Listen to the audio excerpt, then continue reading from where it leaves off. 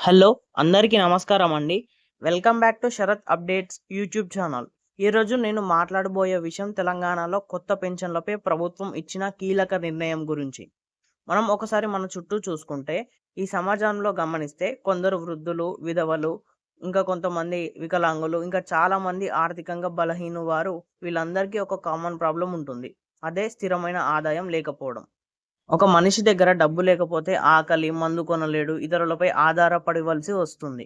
అదే పరిస్థితి చాలా మంది పింఛన్ లబ్ధిదారులది. కాబట్టి పింఛన్ అనేది ఒక ప్రభుత్వ పథకం మాత్రమే కాదు. అది ఒక ప్రాణాధారం.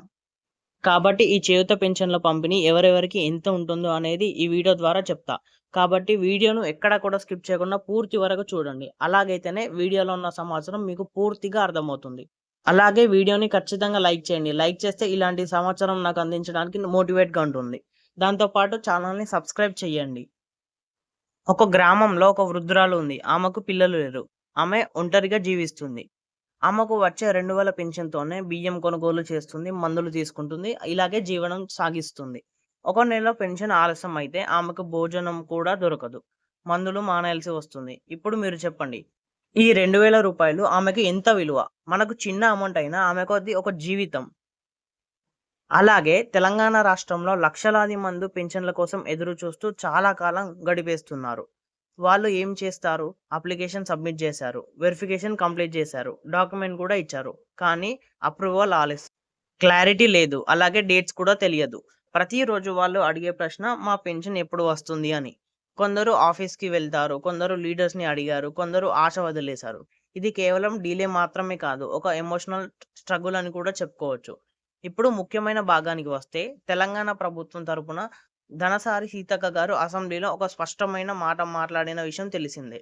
2026, 27 ఆర్థిక సంవత్సరంలో 2,00,000 కొత్త పెన్షన్లు ఇస్తామని. దీంట్లో ముఖ్యమైన వివరాలు.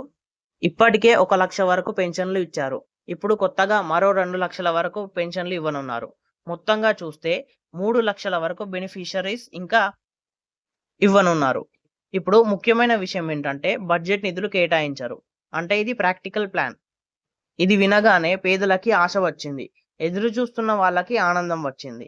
ఈ నిర్ణయం వల్ల ఏం మారుస్తుందంటే ఆర్థిక భద్రత. ప్రతి నెల ఇన్‌కమ్, అప్పులు తగ్గుతాయి, బేసిక్ నీడ్స్ ఫుల్‌ఫిల్ అవుతాయి. సామాజిక గౌరవం. ఒక వృద్ధుడు ఇలా అనుకుంటాడు. నేను ఎవరి మీద ఆధారపడవలసిన అవసరం రాకూడదు అని. ఇది ఆత్మవిశ్వాసం. మహిళల శక్తివంతీకరణ.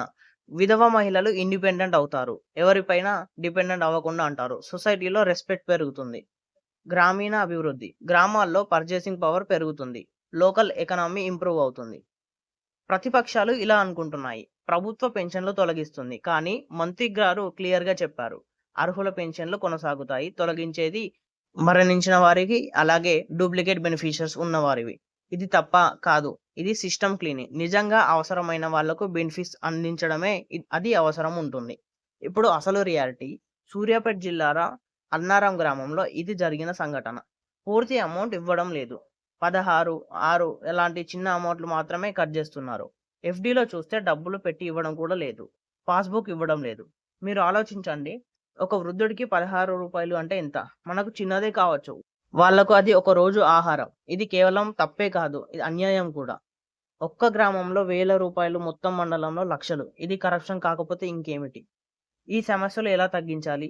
డైరెక్ట్ బ్యాంక్ ట్రాన్స్‌ఫర్స్ ఉండాలి. మనీ డైరెక్ట్‌గా అకౌంట్‌కి వెళ్ళేలాగా. ప్రతి రూపాయి ట్రాక్ అవ్వాలి. పబ్లిక్‌కి డీటెయిల్ తెలియాలి.